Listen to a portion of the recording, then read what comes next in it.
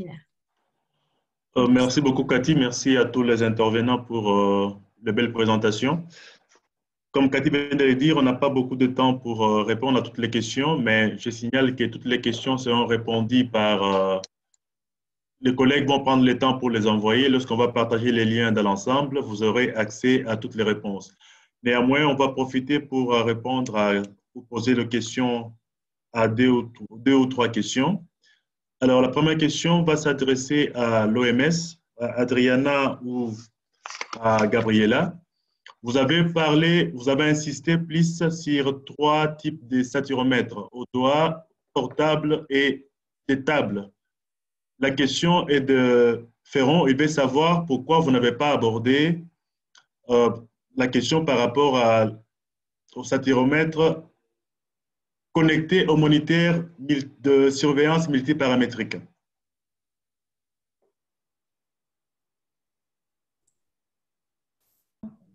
Merci pour la question. Oui,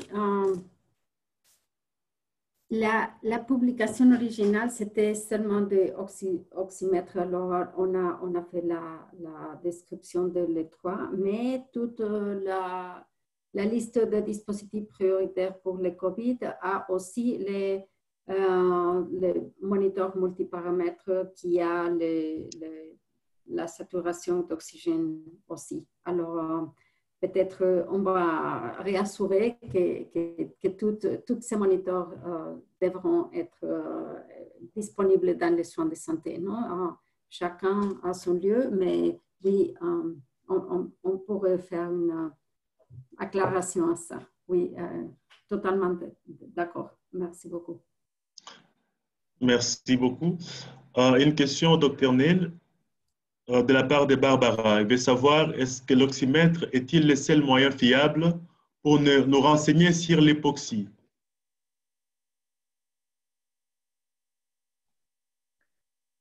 Il y a Dr. aussi, Neil? naturellement, hein, par exemple, le cyanose est un symptôme. Il y a aussi le symptôme des ongles, de récoloration des ongles. Ça nous dit aussi quelque chose sur l'hypoxie. Donc, c'est le symptôme qui nous dirige vers l'hypoxie. Mais le chiffre, si on veut objectiver et vraiment un chiffre, c'est par l'oxymétrie. Et on dit aussi que l'oxymétrie est un signe qui est tôt, que les signes cliniques sont plus tard qu'on a déjà constaté par l'oxymétrie une désaturation. Merci, Dr. Neil. Il y a un des participants, Hugues Gettner, qui voulait partager son expérience technique sur la gestion des techniques des oxymètres de pouls. Nous sommes désolés parce que ça sera difficile de vous donner la parole maintenant, mais vous pouvez toujours nous partager votre expérience. Vous pouvez envoyer ou contacter notre collègue Cathy et nous n'hésiterons pas de mettre ça à informer les grands publics par rapport à cette question. Il y a l'autre question qui vient de Mathieu Kassongo qui voulait savoir si Emmanuel pouvait proposer quelques marques d'oxymètre de pouls à utiliser dans les contextes d'Afrique ou de pays en voie de développement. Il estime que l'Afrique est inondée par les produits divers provenant de l'Europe et de l'Asie. Il faudra dire qu'il y a beaucoup de critères bon marché. Est-ce que vous pouvez donner juste en passant, sans faire de publicité, sur quelques marques que vous pouvez conseiller? Emmanuel.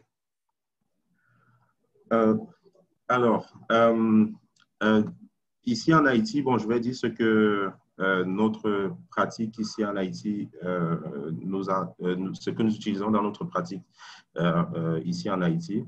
Donc, nous utilisons aussi les oxymètres asiatiques, les oxymètres américains, les oxymètres européens.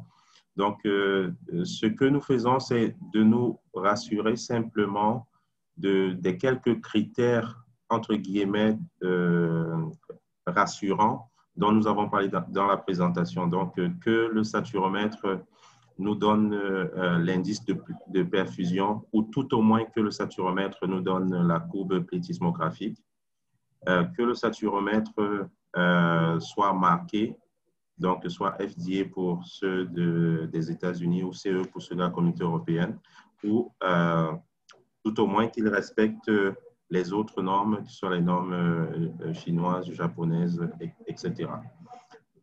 Et donc, pour dire concrètement, maintenant pour les marques, nous avons des oxymètres de Lifebox, par exemple, que nous utilisons ici, des marques comme Mindray, que nous utilisons. Pour les moniteurs, c'est des Philips aussi, technologie Nelcor.